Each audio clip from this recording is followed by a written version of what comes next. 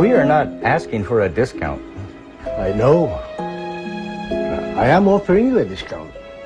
But why are you making toward? We should be the one making toward. This is very odd, dearie. Something's wrong here, lovey. Nothing is wrong with my offer. I like both of you. You seem like very nice people. Intelligent enough to make a wise decision. Me? Intelligent?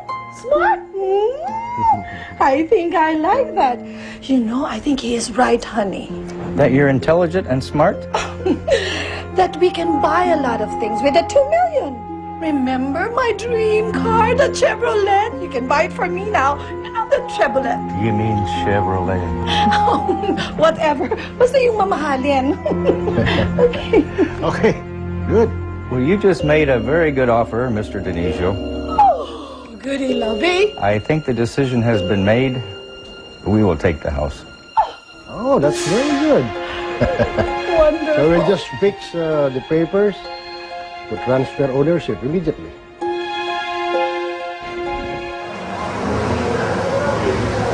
Oo, kumusta ka na? Ikaw nga dapat ang tinatanong ko niyan eh. Ikaw, kamusta ka dyan? Ano ba naman yan mga kasama mo? Parang nakakatakot. Wala ko alalahanin dito. Miss na kita. Pati si Happy, miss ko na rin eh.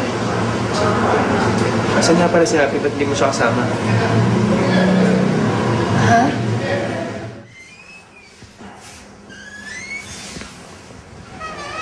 Ano yan?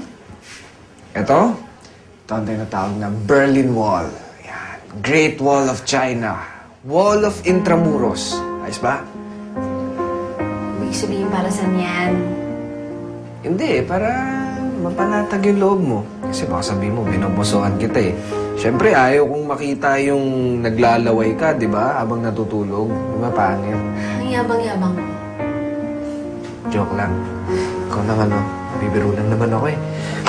Gusto ko lang malaman mo kasi na mapagkakatiwalaan ako. Alam ko naman yun, no?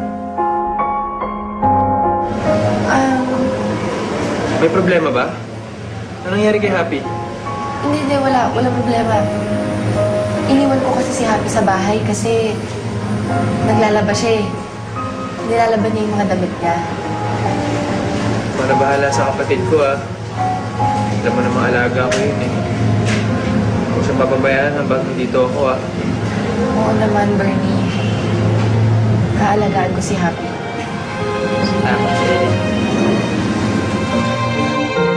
Ano? Alis muna ako ah. Ha? Saan pupunta? Eh, siyempre, maghahanap ako ng pambayad dito sa kwartong to. Siyempre, kailangan ko magtrabaho.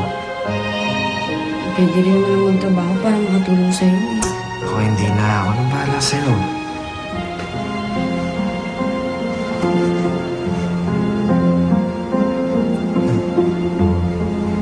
Bakit? May sabi ba ako? Hindi kasi bukod sa kuya ko, walang ibang nagmalasakit sa akin ng ganito. Ano? Hindi ka mahirap mahalin. Okay?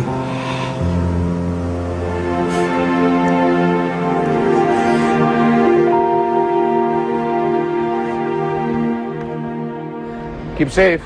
Oh, yes. Better safe than sorry. Okay, Cheerio. Cheerio.